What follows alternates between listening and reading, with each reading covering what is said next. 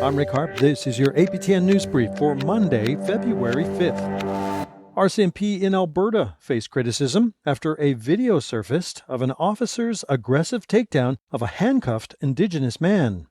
Recorded in December, the footage has prompted the force to launch an internal investigation.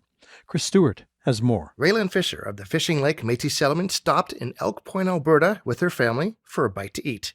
Nearby, she noticed an RCMP officer confronting a man. She told APTN that she had a feeling that something might happen, so she recorded the confrontation on her phone. Her video shows a single RCMP officer taking down an Indigenous man who was handcuffed. The officer throws the man hard to the ground. You see his face hit the concrete. The man went limp for 10 seconds before being lifted up by the officer. You see it on the news quite a bit, like the issues between how police officers handle the arrests of Indigenous people. He didn't seem to be steady on his feet. Jim White is a former 30-year veteran of the Edmonton Police Service. After seeing the video, the Métis former officer told APTN that this is not a proper protocol for an officer to take down someone who was already handcuffed. And when he was grabbed from the back like that, basically spun from one side of the police vehicle to the other and face slammed him into the concrete. That in itself is totally contrary to direction given by the Law Enforcement Review Board. White says there needs to be repercussions for officers who go against safety policies. You can deal with a person when you have him handcuffed. He was defenseless. He couldn't protect himself on the fall. He couldn't break the fall.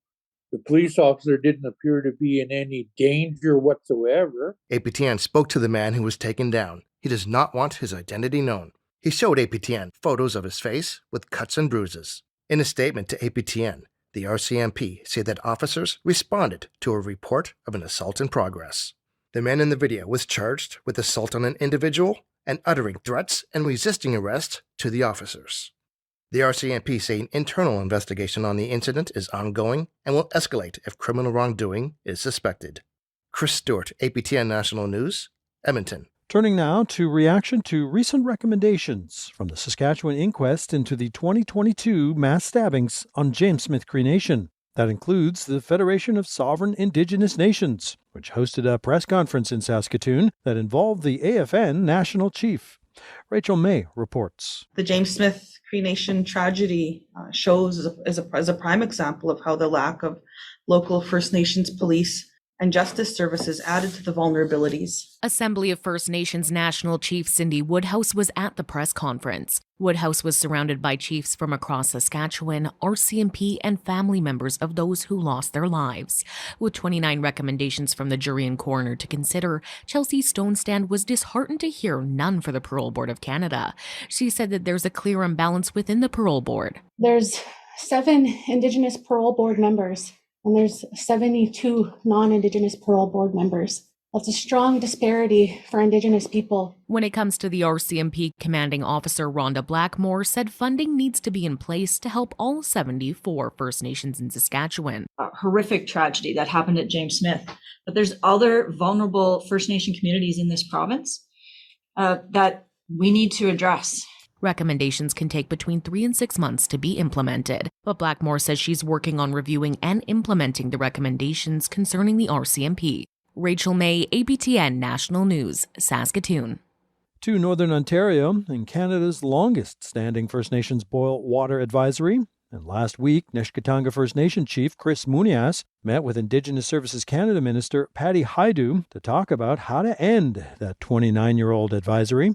And both sides are negotiating a 12-point plan to establish safe drinking water for Nishkatanga's homes. Both agree a sustainable solution requires a new water treatment plant.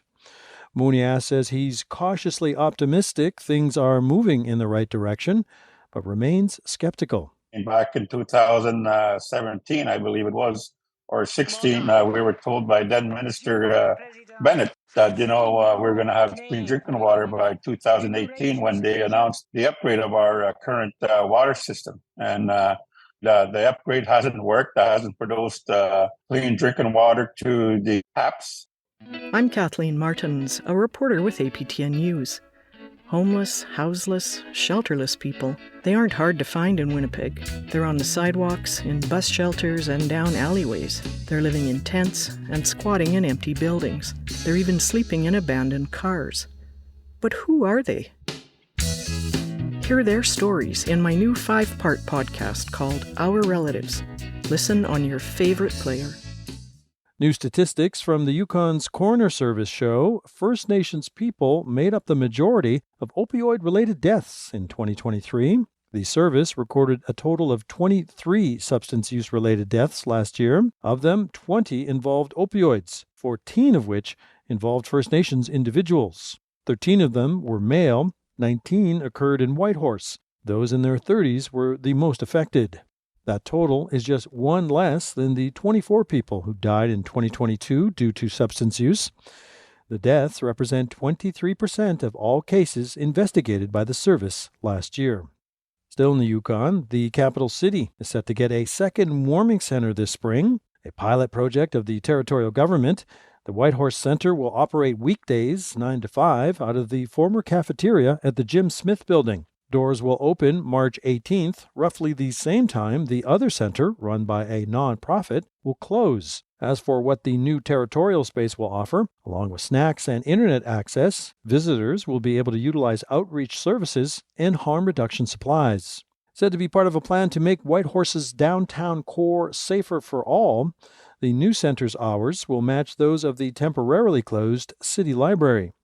Yukon Director of Social Supports, Stephen Doyle. We do know that there is a fairly dedicated group of people that do attend the library for things like the internet and such. So certainly we anticipate some of those folks may head over here. And obviously anybody else is welcome. And that's your APTN News Brief for Monday, February 5th. I'm Rick Harp.